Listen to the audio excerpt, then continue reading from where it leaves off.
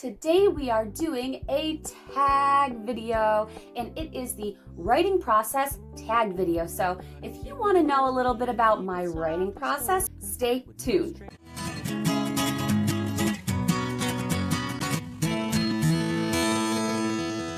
Welcome to The Right Mama. My name is Jennifer Aline. I am a freelance writer, a women's fiction writer, and the mother of twin girls. Today we are doing the writing process hashtag that I noticed Haley Haggerty did, and I wanted to jump on board. So there's a lot of questions regarding my writing process, and lately I've been in a little bit of a rut.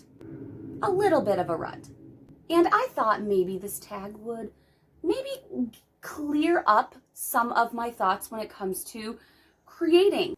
So let's jump right into this list because there are like 21 questions. The first question is, what genres do you write? And I write women's fiction, women's contemporary fiction, and I've also written young adult contemporary. If you take it way back into like elementary, middle, and high school, I wrote a lot of fantasy and science fiction. Everything revolving around dragons and magic and creatures that I created and craziness. So I did write a little bit of fantasy and sci-fi back in the day. Number 2, what settings get you most productive? And I think we have an idea of where I like to write. Yep. Coffee shops. I know it's cliche, but I love going to coffee shops and I love to write at coffee shops. There's something about the vibe and the atmosphere that is relaxing and creative, and maybe it's just how it hits all of my senses as well, that just gets me in the focused zone, and I am super productive when I'm at coffee shops. So definitely coffee shops. Number 3, and yes, I am reading from my laptop. Number 3, if you have multiple story ideas, how do you go about picking which one to start? And really the answer to that question is really just whatever one I'm most excited about. I think a lot of writers, they either get an idea and they're like, whoa, I have to do something with it. Or they get a whole bunch of ideas and they don't even know where to start. I think for me, it's really that one idea. If I have an idea and I'm super excited about it, I'm going to write it. And that's just kind of how it works for me. So really, if I have multiple story ideas, because that was the question, like I said, it's the one I'm most excited about, and I make sure I have a list, whether it's on my phone or maybe in a document somewhere on my laptop, where I can go back to those ideas that I did have later on and maybe jump on those. Number 4, do you outline? I do. I am more of a plantser, a plotter, and a pantser, and I do create an outline. It's a very broad, general outline. Mostly it describes like my characters, very detailed character creation, world building of where the story is taking place. So I have details about that. And then I kind of write out almost a synopsis of sorts of the storyline. So I can kind of go back, look at the synopsis and know where I'm going and where I'm moving forward. But I don't do like a chapter by chapter or scene by scene or Save the Cat kind of outline. I do my own. That's honestly always what I've done, and it has worked pretty well. I've gotten positive feedback from querying, and I've gotten positive feedback from agents and editors regarding my plots and my stories. So I think that what I'm doing is on the right track. Number 5, do you start your first draft with pen and paper, typewriter, or computer? The answer is laptop, computer. I would love to write on a typewriter someday because I do have a few. I have 12. But laptop, definitely laptop. I do have notebooks that I write lots of notes in, but I definitely am a laptop writer for sure. Number 6 is, what do you do to get through writer's block? That would be really nice to know.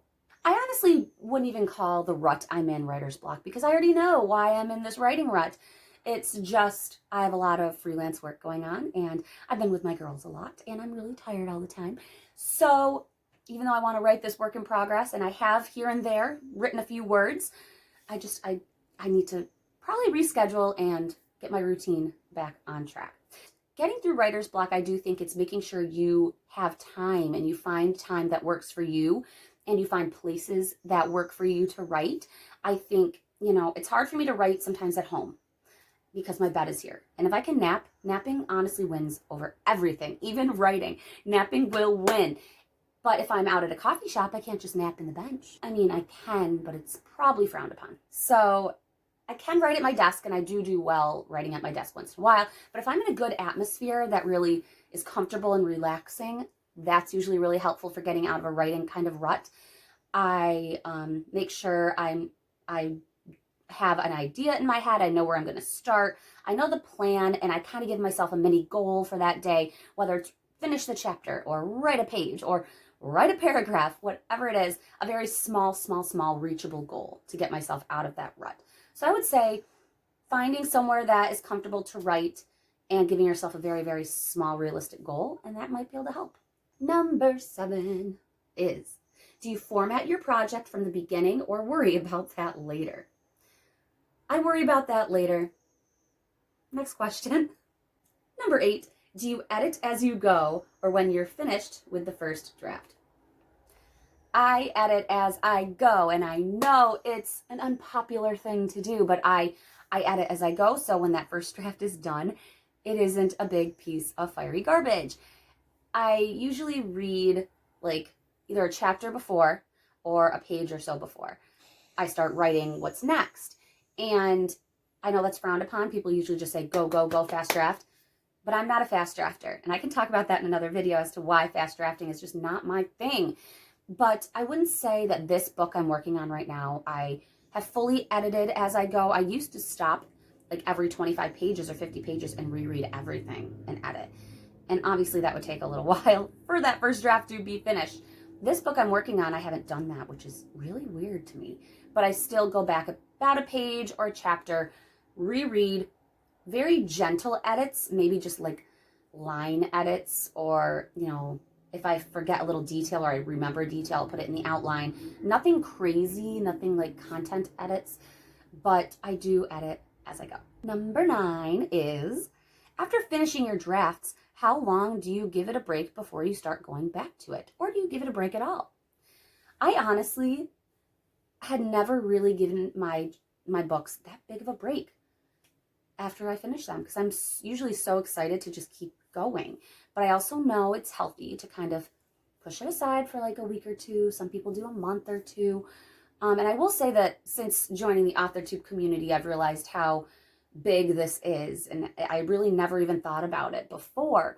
I honestly would maybe the next week jump right back, or the next day jump back into the story and start reading it and editing. In the past, I really didn't give it much time to sit because my adrenaline was usually still going strong. But I would say with this work in progress, depending on how I feel, I would probably give it a week or two. Number 10, is there something that you prefer to do to get you through writing? Playing music, TV, having your favorite drink or food, etc. Well, we know coffee is needed. I usually don't like music if I'm like at home in my office. But it's weird, I say I don't write with music, but coffee shops have music. Always, and it's pretty loud. There's loud music at coffee shops. So I guess I do write to music. I just, for some reason, it just is, I filter it a different way in my brain at coffee shops. But I usually don't like music at home. It's very quiet when I write.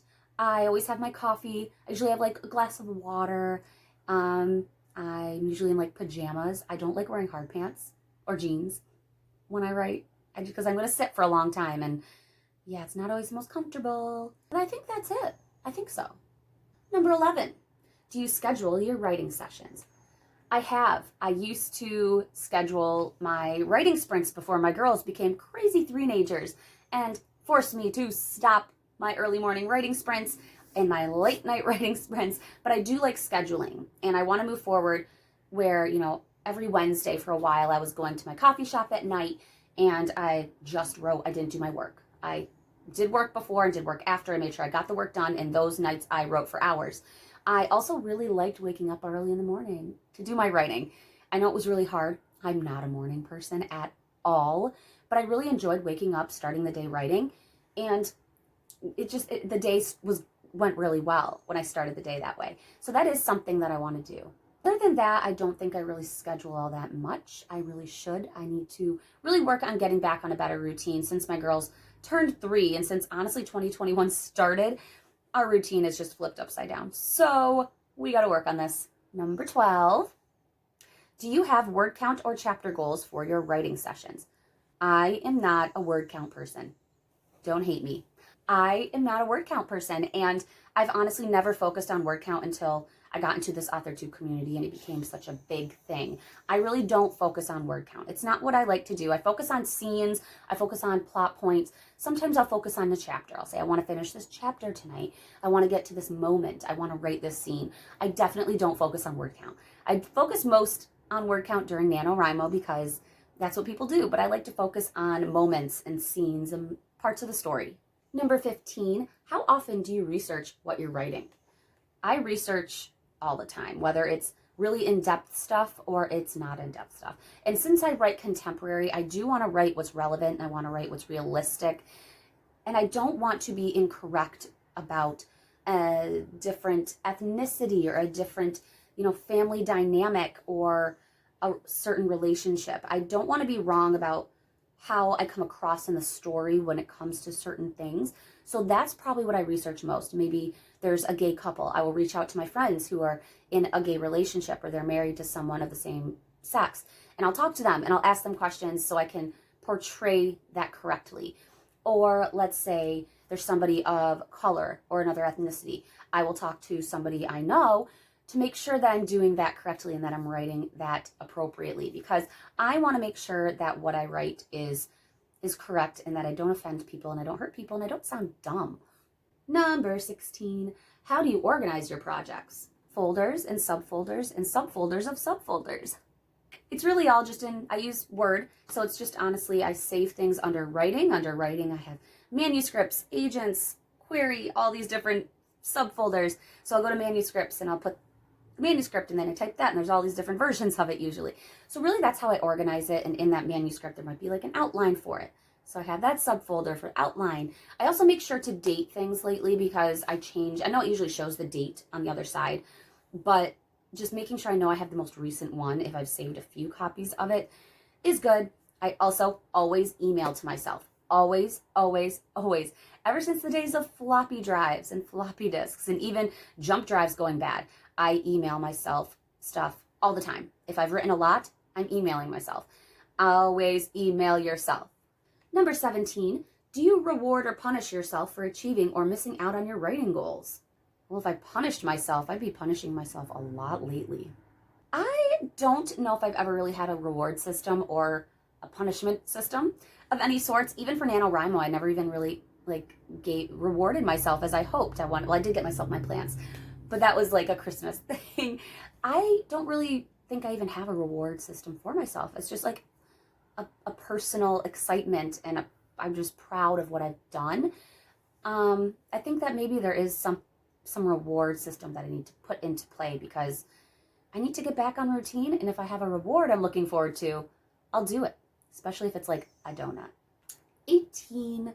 Are there any works similar to your projects that you look for and use for inspiration and or comparison? I wouldn't say there's a ton that I use, and I'm not a huge TV person, but there are TV shows that I love the voice of the characters and how they interact and how there's serious moments but then not so serious moments in them, and that is New Girl. I love New Girl with Zooey Deschanel, and currently I've been watching Younger with, what's her name? Somebody Sutton something, and Hilary Duff from Lizzie McGuire. And I like the humor in those. I like the realistic, sort of realistic dialogue and just the funny, quick back and forth between the characters. Some of it can be a little unrealistic at times. However, I do just like the flow of those shows. And there's other shows that, like How I Met Your Mother, I also like kind of that humor and some of the deep moments involved. So I like watching that if I need to get back into the zone. For books, Jennifer Weiner. I love her stuff. I also really like Sally Thorne lately. She's a huge inspiration lately. And Jodi Picoult. I love Jodi Picoult when it comes to multiple points of view. I've been inspired since high school to write that, and that's the style I stick with. So those are probably just a few. Number 19, how early do you wait to start looking for or hiring editors? Since I am right now taking the traditional route, and I usually always have been in the past, I would be looking for beta and critique partners. And I would probably do that after I read through it for a first draft edit or a second draft edit, and I feel comfortable sending it off to someone else. I think it's more of a personal comfort with sending the story off. So I wouldn't send it off right after that initial end when you write that last word and you're like, ta-da, it's done, let's send it off. No, don't do that. I would say wait until you edit it once or twice, or at least read it once and edit it once, something along those lines. Your eyes need to go over it a couple times, I think. And number 20, if you finished a final draft or manuscript, tell us how you felt afterwards. And if you're not through with the first draft, tell us how you're feeling about it. It always feels so good to finish a project you've been writing. It always feels great. And I think it's just that satisfaction that you did something that so many other people have wanted to do and couldn't, or just can't imagine doing. And it's also, you told a story that you created in your brain.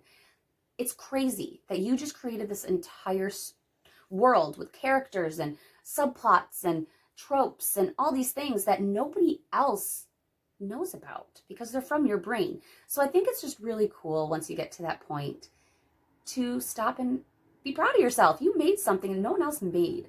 When it comes to my current work in progress, how I feel, I actually love this story. I love where the story's going. I love the different things that are involved in the story. I love these characters. So I feel really good about my work in progress. It's me getting back on track with my routine and, finding some kind of schedule that works well for me and for my girls and for my freelance work, and something that works for all of it, because I am not going to leave these characters for much longer. And soon I will just explode with creativity and something magic will happen. And number 21 is, who am I going to tag? You. I tag you to do the writing process. Tag if you enjoyed these questions, and I will put the questions down below. There are 20 questions. The 21st was me tagging, and that's you. I tag you.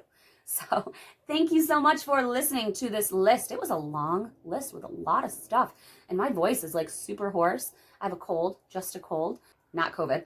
I have just a cold, and I just went through this, and now I'm needing water. I have coffee though. Thank you so much for listening. I appreciate it. If you like this kind of content, subscribe below and hit the thumbs up button. I post every Friday. Thank you very much. Stay creative. And this is super heavy because I have barely had any of it yet. Stay creative and stay caffeinated. I never want to lock you down. I know you're not mine. It's just